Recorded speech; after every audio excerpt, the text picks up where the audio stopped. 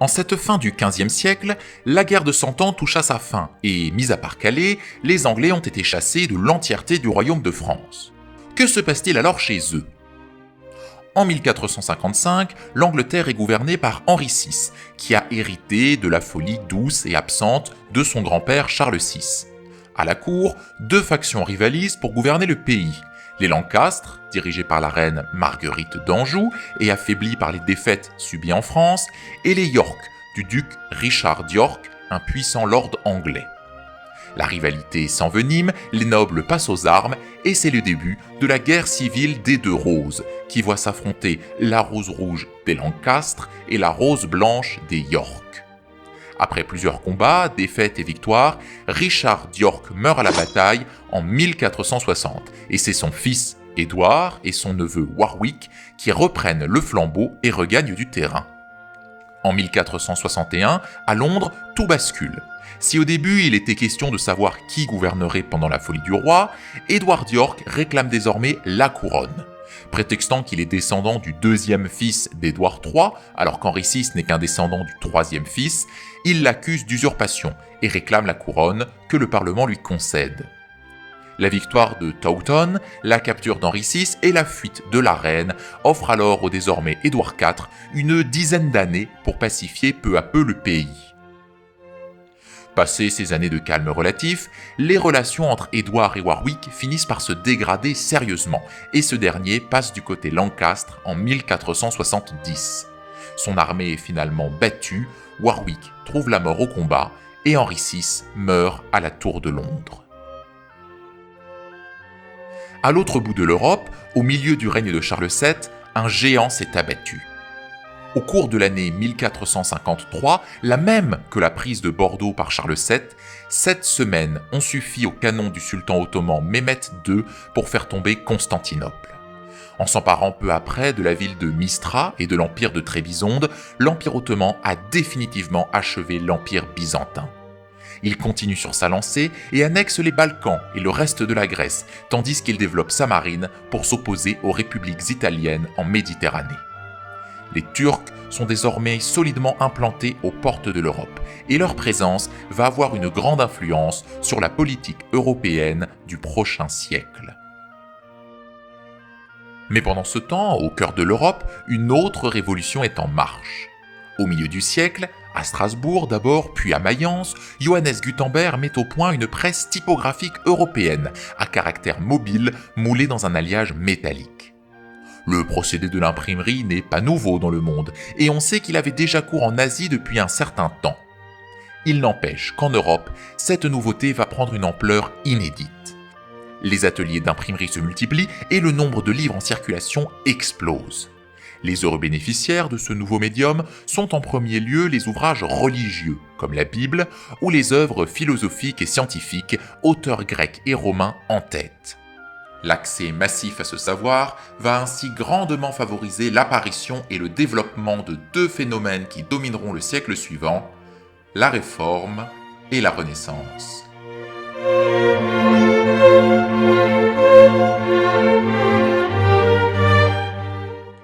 Louis est l'aîné des 9 enfants du roi Charles VII.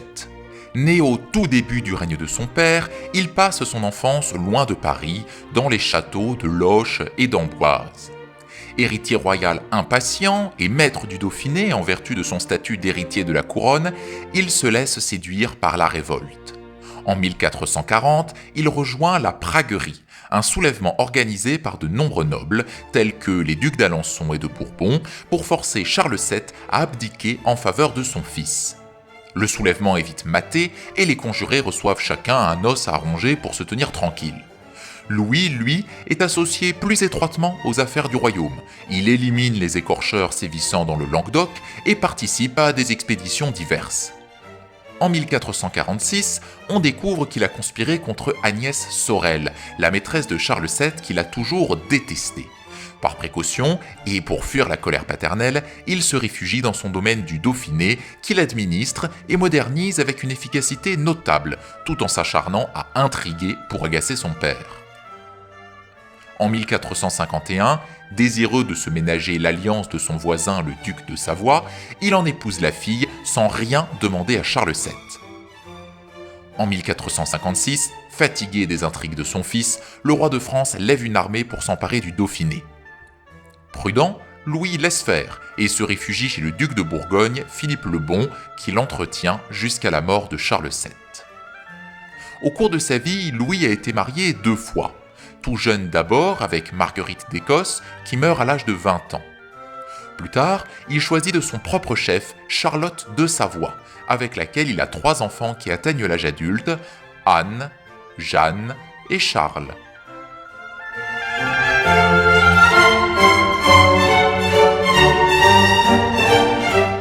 Louis XI est un roi un peu particulier, à la réputation non moins changeante.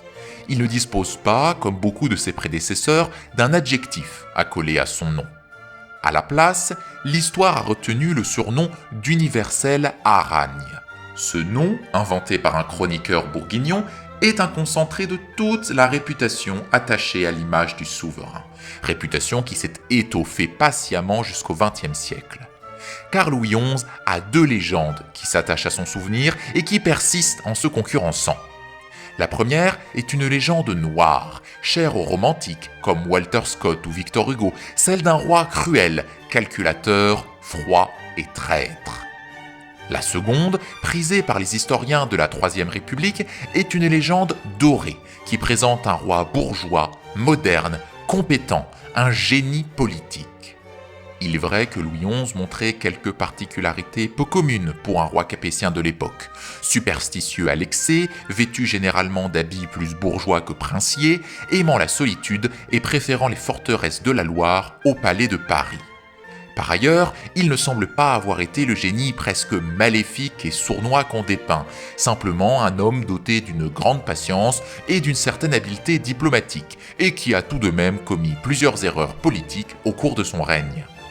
Roi modernisateur et centralisateur, il poursuit l'entrée de la France dans l'ère des États européens modernes, continue la politique de soumission des grands vassaux et agrandit le territoire par politique et coup de force plutôt que par la guerre. Son règne est par-dessus tout marqué par sa confrontation avec Charles le Téméraire, le dernier des 4 grands ducs de Bourgogne, bien décidé à agrandir son territoire jusqu'à se détacher de la couronne de France. C'est sous Louis XI que la mort du duc va mettre un terme définitif à l'État bourguignon. Enfin, question image, Louis XI se reconnaît aisément. Coiffé d'un bonnet et vêtu d'un manteau de fourrure, il fait toujours plus bourgeois que roi. Par ailleurs, si on veut ajouter une petite anecdote, il s'agit du premier roi de France depuis Charlemagne à avoir atteint l'âge de 60 ans. Un beau petit succès.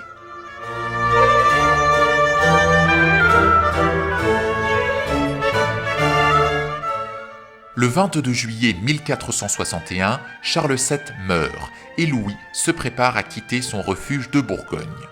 Il n'assiste pas aux funérailles de son père et se fait sacrer au plus vite à Reims le 15 août pour devenir officiellement le roi Louis XI de France. Le règne commence du côté de l'Espagne. Au sud de la France, le royaume d'Aragon se déchire sous le gouvernement du roi Jean II d'Aragon. En guerre avec les villes de Catalogne, il reçoit l'aide de Louis XI et lui donne en gage le comté de Roussillon, que le roi de France va tout bonnement annexer. Le gouvernement de Louis n'est cependant pas du goût des nobles. Augmentation de la mainmise royale sur le territoire, développement de l'administration centralisée, pression accrue de l'impôt, diminution de la présence des grands nobles au gouvernement. En réaction, de nombreux nobles du royaume se réunissent pour former la Ligue du bien public, un énième mouvement prônant le retour au bon vieux temps forcément plus heureux où le roi et l'administration étaient moins puissants. Cette coalition rassemble entre autres les ducs de Bourbon et de Bretagne, Charles, le frère du roi et héritier actuel de la couronne, le comte de la Marche, le comte d'Armagnac et surtout le duc de Bourgogne et son fils, le futur Charles le Téméraire. En 1465, la révolte éclate, mais les conjurés, dont les aspirations ne sont pas vraiment partagées par les nobles de moindre envergure, ne se mettent que lentement en ordre de marche. Pendant ce temps, Louis XI rassemble une armée, marche vers le sud, prend Moulins et signe la paix avec le duc de Bourbon, puis remonte vers Paris, menacé par les armées bourguignonnes et bretonnes. Pour éviter qu'elles ne se rejoignent, le roi marche vers l'armée bourguignonne, qu'elle rejoint près du village de Montlhéry. Les armées se font face et attendent. 15 000 hommes de chaque côté. L'aile droite du roi s'avance face à l'aile bourguignonne, elle charge et bouscule le flanc bourguignon jusqu'à arriver au cœur du camp ennemi qu'elle se met à piller. Confiant dans ce premier succès, Louis XI charge au centre et ordonne à son aile gauche, commandée par le comte du Maine, d'en faire de même. Celui-ci avance, mais fait soudain volte-face et quitte le champ de bataille, entraînant avec lui Charles le Téméraire et une partie du flanc bourguignon. Le reste de la bataille est indécise. Le roi donne de sa personne au cœur de la mêlée et finit péniblement par repousser l'armée adverse avant de rallier ses hommes et de se replier sur Montlhéry puis sur Paris. Avec 2000 pertes environ de part et d'autre, la bataille n'est un succès pour personne, mais chaque camp en fait une victoire. Les armées bretonnes et bourguignonnes se rejoignent finalement et mettent le siège devant Paris. Louis XI traite avec les plus importants des conjurés et fait des concessions pour les détacher un à un du mouvement. Privé de ses meneurs, la Ligue se dissout à relativement peu de frais pour le roi. Cette conclusion est assez représentative des manœuvres de type diviser pour mieux régner qui ont bien réussi à Louis XI pendant son règne et qui ont contribué à faire sa réputation. Peu de temps après, en 1467, le duc de Bourgogne Philippe le Bon meurt et son fils Charles le Téméraire devient le nouveau duc de Bourgogne. Il hérite d'un territoire colossal scindé en deux morceaux. D'un côté, les deux Bourgognes, le duché et le comté, de l'autre, les Pays-Bas, composés des comtés d'Artois, de Flandre, de Hainaut, de Hollande, des duchés de Luxembourg et de Brabant. Comme ses prédécesseurs, Charles rêve de faire de ces territoires riches et disparates un ensemble territorial solide et uni. Pour arriver à ses fins, il renforce la centralisation du pouvoir sur ces territoires, accroît son armée, réprime violemment les révoltes qui éclatent régulièrement et rêve de s'emparer des territoires qui séparent la Bourgogne des Pays-Bas, à savoir les villes alsaciennes et le duché de Lorraine et de Bar aux mains du roi René, duc d'Anjou et comte de Provence. Louis XI sait le danger que représente la puissance bourguignonne, et Charles n'ignore pas que le roi de France va tout faire pour lui mettre des bâtons dans les roues. Entre ces deux hommes, un duel s'installe, qui va durer jusqu'à la mort du Téméraire. Très tôt, en 1468, Louis XI envisage de négocier avec Charles et accepte une entrevue à Péronne, un des châteaux du duc. Au cours des pourparlers, on apprend que la ville de Liège s'est soulevée contre le duc et que les agents royaux ne sont pas étrangers à la rébellion. Fou de colère, Charles garde le roi dans son château pendant 3 jours et le force à signer un traité désavantageux de cession de terre que Louis ne respectera pas. Un climat de tension s'installe. Charles ravage la Picardie en 1472 et appelle son beau-frère Édouard IV à la rescousse. Celui-ci débarque à Calais en 1475 et face à lui, Louis XI fait miroiter une somme rondelette qui a tôt fait de la détacher de l'alliance bourguignonne. Le 29 août 1475, les deux rois signent ensemble le traité de Piquigny, par lequel Édouard IV, contre argent, accepte de rembarquer avec ses troupes, de renoncer à l'alliance bourguignonne et reconnaît Louis XI comme le roi légitime de France. C'est avec cette reconnaissance officielle nouvelle que les historiens datent la fin définitive de la guerre de 100 ans. Pendant ce temps, Charles le Téméraire n'a pas chômé. Depuis 1473, il est maître du duché de Lorraine et de Bar, qu'il a envahi purement et simplement pour enfin unifier ses territoires. Mais malgré ce succès, la colère gronde toujours en Flandre. Le duc de Lorraine déchu se rebiffe, les villes d'Alsace se rassemblent, les cantons suisses se méfient du Téméraire et l'empereur voit son ascension d'un mauvais œil. Cette coalition, grassement financée par Louis XI, va causer la perte du duc de Bourgogne. Battu par les Suisses à Grandson, puis à Morat, il met le siège devant Nancy. Sous les murs de la ville, l'armée affaiblie du duc se fait tailler en pièces par le duc de Lorraine. 2 jours après la bataille, le corps sans vie du Téméraire est retrouvé près d'un étang. La mort de Charles le Téméraire est une aubaine sans précédent pour Louis XI. Charles n'a en effet pour héritière que Marie de Bourgogne, une jeune fille de moins de 20 ans, sans alliés, et qui récolte le lourd héritage de son père, déjà secoué par des révoltes en Flandre. Marie en Flandre aux prises avec les révoltés, Louis s'empresse d'envoyer ses soldats pour occuper le duché de Bourgogne, le comté de Bourgogne et la Picardie, au risque de pousser Marie dans les bras d'un allié puissant. Et c'est bien ce qui arrive lorsque Marie de Bourgogne forge une alliance en se mariant avec Maximilien Ier de Habsbourg, l'empereur du Saint-Empire. Ce mariage, qui est d'ailleurs autant un mariage d'amour qu'un mariage politique, déclenche la guerre de succession de Bourgogne, durant laquelle les armées françaises et impériales s'affrontent dans les possessions de Marie. Dans les années qui suivent, la duchesse de Bourgogne mit au monde 2 enfants, Marguerite et Philippe de Bourgogne. Pendant ce temps, en 1480, c'est le dernier grand seigneur de la maison des Valois d'Anjou qui s'éteint. En mourant, le roi René lègue ses possessions à son neveu Charles d'Anjou, au grand déplaisir de Louis XI. L'heureux héritier meurt cependant sans descendance en 1481, ce qui apporte au domaine royal les vastes terres de la dynastie angevine, les comtés d'Anjou et du Maine, ainsi que le comté de Provence. Mais revenons à la guerre de Bourgogne, qui dure encore en 1482. Cette année-là, la duchesse Marie de Bourgogne meurt à la suite d'une chute de cheval.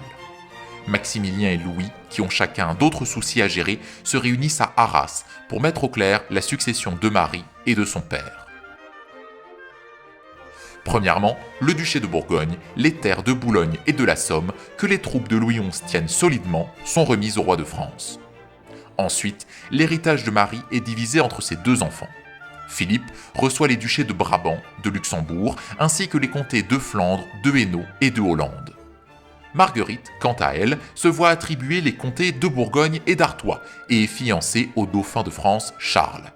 Ces terres servent alors de dot que la couronne française a le droit d'administrer immédiatement.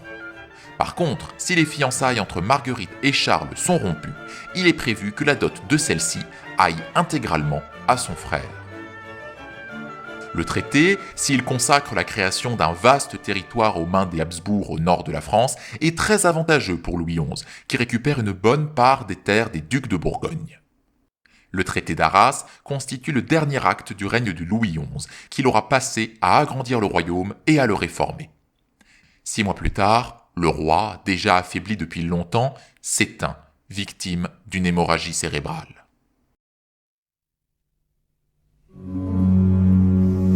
Louis XI meurt le 30 août 1483 à l'âge de 60 ans.